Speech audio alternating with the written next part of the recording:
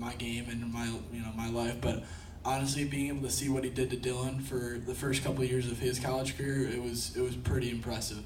I mean, Dylan, I think we'll both agree, had a lot of growing up to do. I mean, and Coach Small is the center of that. I mean, Dylan really transformed, starting with his match against Aaron Wise 2 years ago in that up in Oregon. I think that was really the turning point for Dylan, and a lot of that has to do with Coach Small and how much he helped both of us in maturing and becoming good golfers and good people, I guess. Yeah, as Nick said, I mean, Coach and I really butted heads pretty hard my freshman year and early sophomore year. I won my first event as a freshman, and I thought that I arrived on the scene like, oh, this is going to be pretty easy.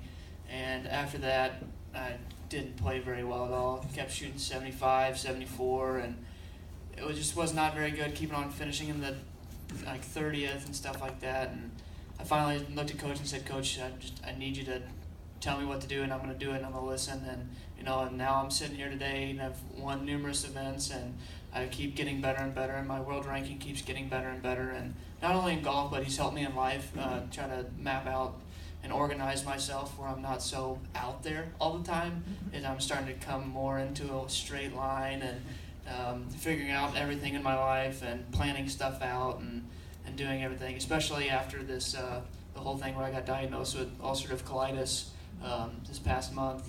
Coach has been a big part of that, of helping me get back on track and figuring out everything health-wise and mentally, being able to get back on track with focusing on golf and not everything else going on in life.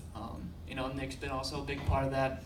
He's been my brother in arms, and not on the golf course and off the golf course. So being around him and talking with him and having him as an outlet's been huge for myself. Nick's grown as well. I mean, he wanted to hit balls for 24 hours a day and do that whole thing until his hands bled.